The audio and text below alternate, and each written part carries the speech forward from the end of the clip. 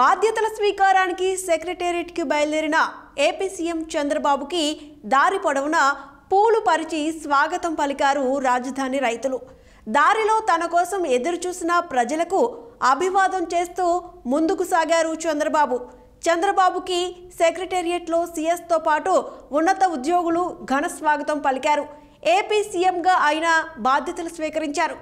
Mega DSC, land titling act రద్దు, పింఛన్లతో సహా మొత్తం 5 సంతకాలు చేశారు.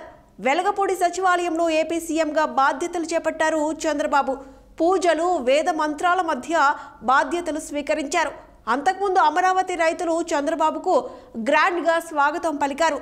రహదారి మొత్తం పూలదారి పరిచి జై చంద్రబాబు నినాదాలతో హోరెత్తించారు.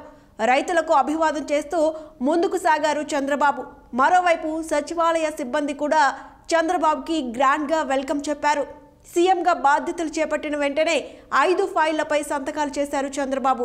ముందుగా మెగా డిఎస్సి, పెన్షన్ల పెంపు, ల్యాండ్ టైటిలింగ్ యాక్ట్ రద్దు, అన్న క్యాంటీన్ల పునరుద్ధరణ, స్కిల్ సెన్సస్ ఫైళ్లపై సైన్ చేశారు. టీడీపీ అధికారంలోకి వస్తే మెగా డిఎస్సి వేస్తామని ఎన్నికల ప్రచారంలో హామీ ఇచ్చారు చంద్రబాబు. అన్నట్టుగానే ఆ ఫైల్ పైనే ముఖ్యమంత్రిగా తొలి సంతకం చేశారు. అయితే వైసీపీ ప్రభుత్వంలో ఇచ్చిన డిఎస్సిని సవరించి కొత్తగా ప్రకటన విడుదల చేయాల్సి ఉంది. పాఠశాల విద్యాశాఖ పరిధిలోని విద్యా సంస్థల్లో 13,000కు పైగా పోస్టులు ఖాళీలున్నట్టు ప్రాథమికంగా అధికారులు నివేదిక రూపొందించారు. వీటిపై సీఎం చంద్రబాబు అధికారులతో చర్చించి ఆ తర్వాత వివరాలు ప్రకటించే అవకాశం ఉంది. ప్రజల్ని అయోమయానికి గురిచేసిన ల్యాండ్ టైటిలింగ్ యాక్ట్ రద్దుపై 2వ సంతకం చేశారు సీఎం చంద్రబాబు.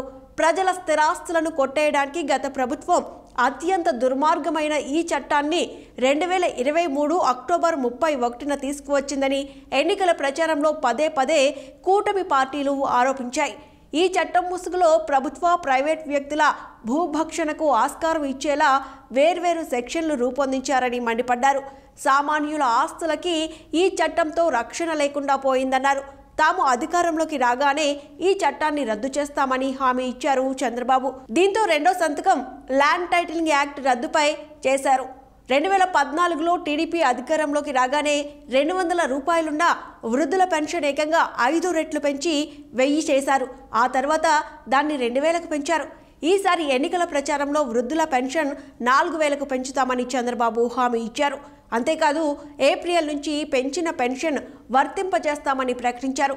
ఆ హామీని నెరవేరుస్తూ 3వ సంతకం చేశారు సీఎం చంద్రబాబు. గత టీడీపీ ప్రభుత్వ హయాంలో ఏపీ వ్యాప్తంగా 183 అన్న క్యాంటీన్లు ప్రారంభించారు. ఒక పూటకి 5 రూపాయల చొప్పున 3 పూటలకి 15 రూపాయలకే భోజనం అందించారు. అయితే వైసీపీ ప్రభుత్వం వచ్చాక అన్న క్యాంటీన్లను నిలిపివేశారు. ఎన్నికల ప్రచారంలో అన్న క్యాంటీన్లను పునరుద్ధరిస్తామని చంద్రబాబు ప్రకటించారు. ఇందులో భాగంగా 4వ సంతకం అన్న క్యాంటీన్ల పునరుద్ధరణపై చేశారు. యువత ఉన్నత విద్యను అభ్యసించినా అందుకు తగ్గట్టు ఉద్యోగాలు రావడం లేదు. కారణం నైపుణ్యం లేకపోవడమే. ఇది గుర్తించిన కూటమి నేతలు ఎన్నికల ప్రచారంలో స్కిల్ సెన్సస్ హామీనిచ్చారు.